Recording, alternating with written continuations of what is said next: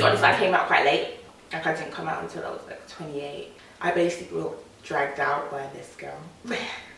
So I think I always knew, and like I've always had queer friends, especially at uni, and I think all my friends were just waiting. They were just like, she's gonna get there eventually. And whenever I'd make a new queer friend, they'd like ask that queer friend if I'd like said anything to them or I'd done anything. I was like, why don't you just ask me, like I'm the one? But yeah, eventually this girl literally just wouldn't leave me alone and was like totally coming on to me, and then had that experience, and then I was like, okay, this is me, no looking back, this is the way forward. And then it was like, okay, this is clearly what I needed to just take my ass and just realize who I was. And it just took me that time to kind of just be like, okay, you need to just accept this is who you are. I used to go out with like my two best friends a lot, like to queer places. You mean? Yeah, we used to go to this place called Ghetto. It was in like around Soho area, like around the back of GAY, and there was this other place, and I can't for the life of me remember what it was called. And we used to go upstairs into this little quirky bar that was in the Soho area as well. So many of these places have just completely closed down though. It was really cool, and there was this night we used to go to. God, what was it called? Rush? No, not Rush. Wish. We used to go to this night called Wish, and that was fun. But a lot of those nights were like, they weren't that diverse. Bootylicious. I remember the first time I went to Bootylicious. So fun. It was me and my friend, and we both like grown up around queer people all our lives.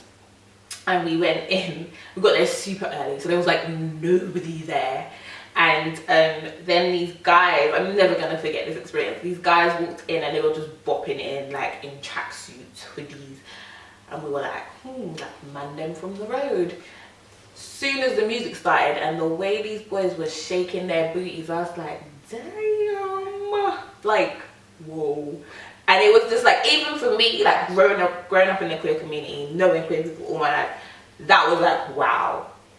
This was like, I've come home, because it's like, this is somewhere where I can be me 100%. This is somewhere where I can be queer, I can be black, do you know what I mean? I can be a woman who's strong and independent, like I can be me and no one is gonna say anything. I think being in a black space, sometimes you even question yourself as to whether you're gonna come out or make it known. It's like, is it the right place for me to talk about being queer? Is this the right space for me to like 100% be myself? And sometimes I think it just depends for me. If I'm with older people, like older generation, I probably won't, if I'm honest. Depends on, unless someone said something directly to me or said something around me that was disrespectful, and I felt like, no, I can't accept that. But I don't necessarily negate it. So I wouldn't be like, if someone asked me, are you queer? I would say yes, but I'm not gonna necessarily divulge that information. At the moment, job-wise, I am a teacher. And I've been a teacher since like 2009. And it's actually interesting being a teacher, because it's a matter of like, because at first I wasn't really out, and then I came out more as the years went on, but like I'm still in a dilemma as to whether I should be out to students or not. Like with staff, I'm out to everyone, and I've always been like, yeah, that's like makes life so much easier if you're just out. But what I find is there's a lot of young kids, especially young black kids, who I know and can tell are like queer or on the spectrum, queer spectrum, and I think it would make them feel so much more comfortable knowing that I'm gay. But then there's that line, because it's like, as a teacher you have a certain relationship that you're supposed to have with students, and it's like, do I want to cross that line? So that is something I actually have struggled with a little bit, and I'm still not sure as to whether or not I should come out with kids. I do volunteer at an LGBT youth group, which is amazing, and the young people there are amazing. They're so vibrant and they're so confident in who they are, and like I'm just so glad that there is something like that out there for them to kind of talk to people and experience other people who are in the same situation as them, or just in different situations as them, but part of that LGBTQ plus spectrum.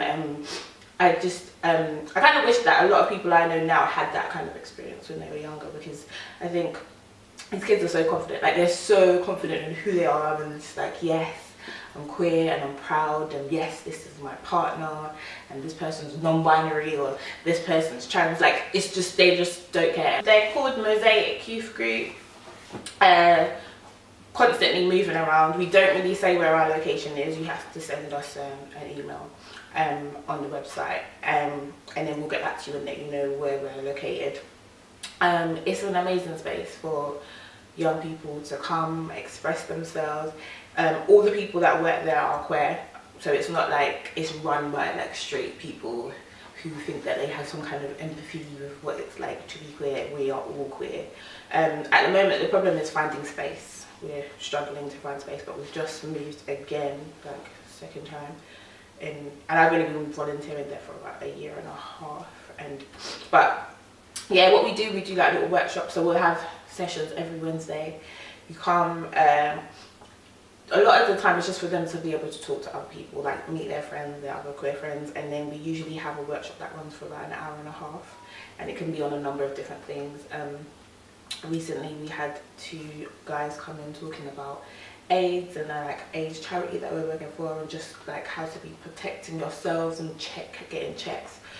So we so everything from education, race. Like, I did a workshop with one of the young people on being the black queer experience and what it's like for us being intersectional, and obviously that added layer of discrimination that we have to deal with, which I think is really important. I think especially within that group, because the group at the moment is probably more white than any other race, but I think it's really important that they have an understanding of what it's like for us. I've been in queer spaces and been discriminated against because I'm black, and then I've been in black spaces and been not necessarily discriminated against because I'm queer, because they don't always know, but they've made comments, and it's been clear that maybe I shouldn't even necessarily come out, let alone be like, have a conversation or a discussion with these people.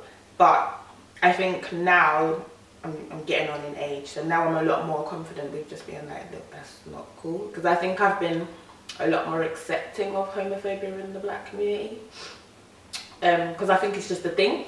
In the past, I think I used to have that thing, because it's like, oh, you know, they're just quite religious, and oh, you know, it's just a thing. And it's like, no.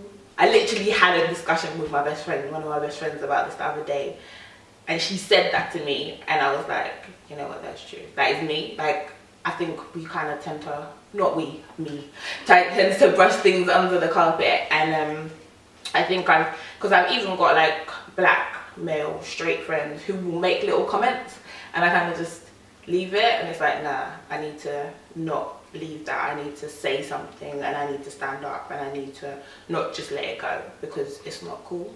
Especially because they think I'm straight presenting. I don't think I'm straight presenting, but people think I'm straight, so they'll come out with comments and think that I'll be okay with that. And it's like, nah. I've always not been a fan of confrontation, so any way to avoid confrontation, I'm gonna avoid that confrontation. So I'm gonna go all the way around the houses. And now it's like, well, people are upsetting me, and I'm trying to accommodate these people that are actually upsetting me and discriminating against me. So I need to make them aware that what they've said is wrong and what they've said is disrespectful. And that, to be fair, that comes with both homophobia and racism. I think in both aspects we just need to stand up and actually say something rather than just accepting it. I think, and a lot of people, what I find is, especially with white gay men, I find that the whole black woman thing very yes, I find that very problematic, and I think because I recently had a bit of a discussion or disagreement, I should say, with someone regarding that, and they think it's cool because it's like, I'm discriminated against too, so I understand your discrimination. It's like, you don't understand my discrimination. Like, you're never going to experience it. You're a white man and I'm a black queer woman. Like, you're just not going to get it. But there's always like some kind of justification. Oh, I can't help my privilege. Yes, you can. You need to be aware of your privilege, and then you need to do something about that. And if someone has come up to you and said to you that something's wrong, you need to accept that.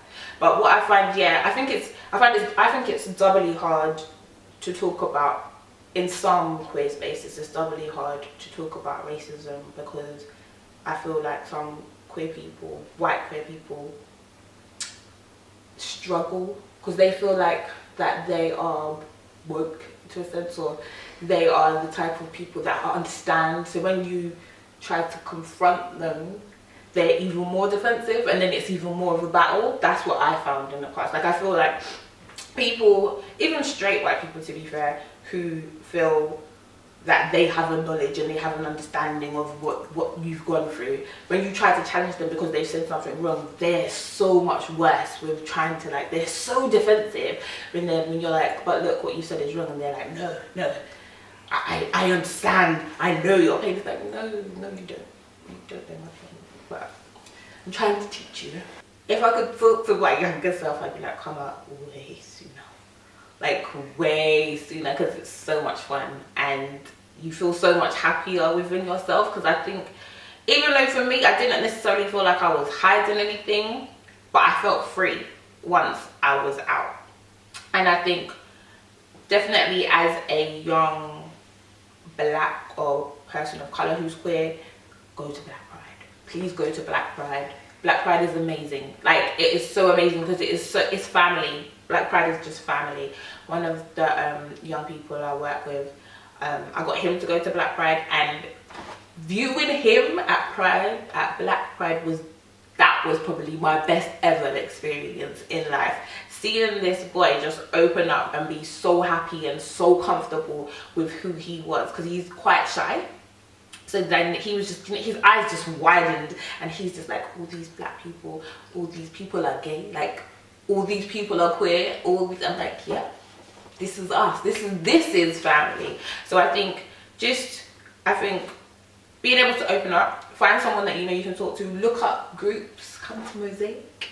I would definitely just say, I think for me, be confident and be happy with who you are, and don't allow anyone else to kind of dim your light and dim your shine, and stay staunch in your beliefs. Like, don't let anyone like try to change who you are for the benefit of them or to make them feel comfortable.